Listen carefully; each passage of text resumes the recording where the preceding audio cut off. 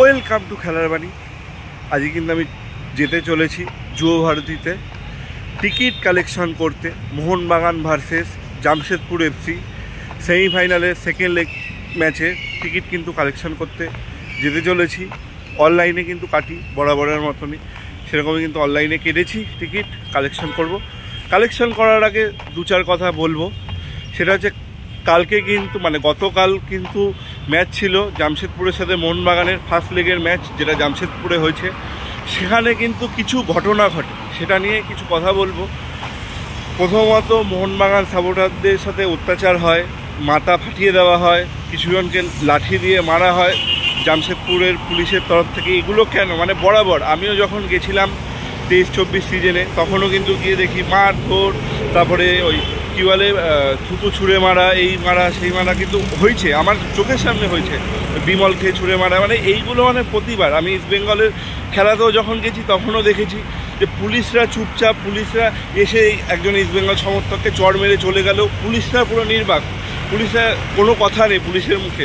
পুলিশরা উল্টে আমরা যারা অ্যাবে দেখতে যাই তাদের বোঝাচ্ছে পুলিশের যে আপনারা চুপ করে বসুন, ওদের কোনো দোষ নেই। এটাও পুলিশদের স্টেটমেন্ট। আমি যে কটাই অ্যাবে গেছি জামশেদপুরে, এইগুলো কিন্তু পুলিশদের, ওখানকার পুলিশের একদম বাজে। কলকাতা পুলিশের মতো না। কলকাতা পুলিশ যদি আমাদের এখানে সাপোর্টাররা যদি কিছু করে, তাদেরই কিন্তু উল্টে কিন্তু আইনানুগ ব্যবস্থা নেবে। ওখানে কিন্তু সেটা না, ওখানে কিন্তু আমাদের ওপরেই চড়াও হয়। দেখেছি এটা বরাবরের মতন। সে মোহনবাগানের খেলা হোক, ইস্ট বেঙ্গলের খেলা হোক। আমি তো এই বছর মোহামেডানের খেলা যাইনি, মোহামেডান সাপোর্টাররাও একই কথা বলেছে যে তাদের প্রতিও হয়েছে।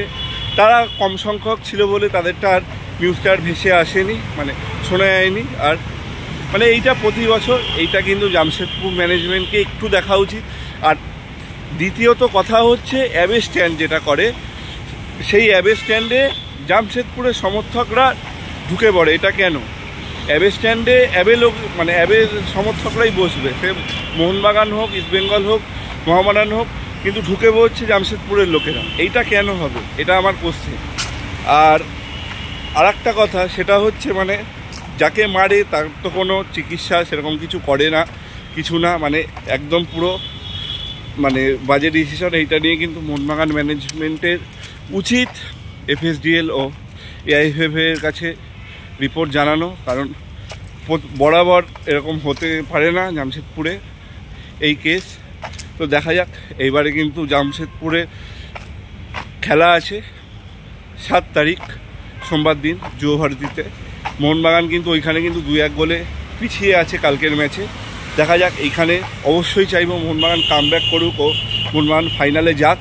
তো ফাইনাল আমরা এই যুব ভারতীতে দেখতে পারি, এটাই কিন্তু বলবো। আর চলো এবার তোমাদের টিকিট নিয়ে আপডেট। টিকিট কিন্তু এখানে দিচ্ছে 4 নম্বর গেটের এখানে। তো চলো টিকিটটা আগে তুলি, তোমাদেরও দেখাই সব কিছু কী কী প্রসেস কিছু দেখাই, তোমরা দেখতে থাকো। অনেক কথাই কিন্তু বললাম। টিকিট কিন্তু তুলে নিলাম। আর এখানে কিন্তু C3 টিকিট, টিকিটের সাথে কিন্তু এটা আবার চিপসও দিচ্ছে 2 ইয়ামের। টিকিটটা কিন্তু এবার দেবে। আর এখানে কিন্তু সব ভাগ ভাগ করা আছে, B2, C3, C2, এই পারে কিন্তু A2 VIP। আর এখানে কিন্তু জার্সি হিসেবে বেচছে। আর ওই পারে কিন্তু এই পারে কিন্তু অফলাইন, অনলি ফর অফলাইন এই পারে। আর এই পারে কিন্তু C2 টিকিট দিচ্ছে, C1 এর দিচ্ছে, D2 দিচ্ছে। আর A2 আর A1 আর A2 লেফট কিন্তু এই পারে। বাদ বাকি কিন্তু সবই বলে দিলাম। এই টিকিটগুলো কিন্তু তোমরা এখান থেকে পেয়ে যাবে। দেখতেই পাচ্ছ কালেকশন করে নিলাম কিন্তু টিকিটের সঙ্গে যেরকম দেখালাম, একটা চিপস কিন্তু দিয়েছে 2 ইয়ামের। এটা কিন্তু এই সিজন দিয়ে কিন্তু শুরু করেছে ভালো একটা জিনিস, যে সাপোর্টারদের কথায় ভেবে যে একটা করে চিপস দিচ্ছে যারা অনলাইনে টিকিট কালেকশন করবে। আমি এটাই শুনেছি, অফলাইনে দেয় কিনা জানি না, অফলাইন টিকিট কাটলে চিপস।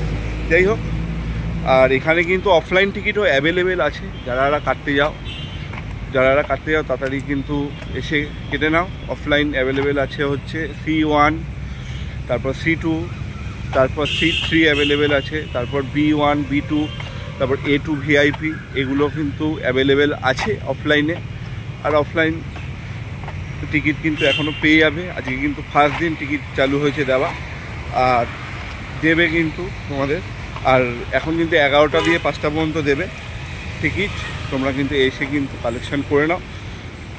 আর যেটা বলার, যেরকম বললামই, কালকে যেগুলো হয়েছে সেগুলো একদমই মানে দেখা উচিত এফএসডিএলকে। মানে এইগুলো হতে থাকলে মানে আমাদের তো আর ইচ্ছা করবে না না যে অ্যাবেগেন গিয়ে মানে দেখার বা ভিডিও বানানো যাই করি, বা যারা সমর্থকরা যায় খেলা দেখতে, তাদের ইচ্ছা করবে না খেলা দেখতে আবার। এমনি ফুটবলের ক্রেজ কিন্তু কমে গেছে। ইন্ডিয়ান ফুটবলের র্যাঙ্কিং কিন্তু 127 হয়ে গেছে। মানে আরও মানে ডাউন হতে থাকবে ফুটবল, মানে এরকমভাবে হতে থাকলে এগুলো কিন্তু সবারই দেখা উচিত।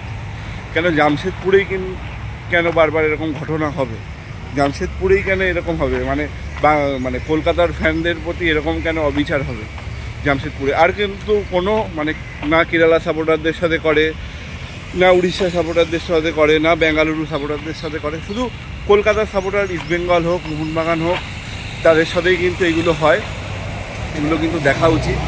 যাই হোক, আমি অনেক কথা কিন্তু তোমাদের বলে ফেললাম, টিকিটের আপডেটও দিয়ে এলাম। আর আমি ঠিক নেই আমার ভিডিও বানানো, আমি নাও আসতে পারি ভিডিও বানাতে। ভিডিও কিন্তু তোমরা পাবে, এই যে টিকিটটা তুলে নিয়ে গেলাম তার জেরে ভিডিও কিন্তু তোমরা পেয়ে যাবে। সে যে হোক একজন আসবে। আমার সেরকম শরীরটা ভালো নেই, ফলা ব্যথা দেখতেই পাচ্ছ, কথা সেইভাবে বলতে পারছি না।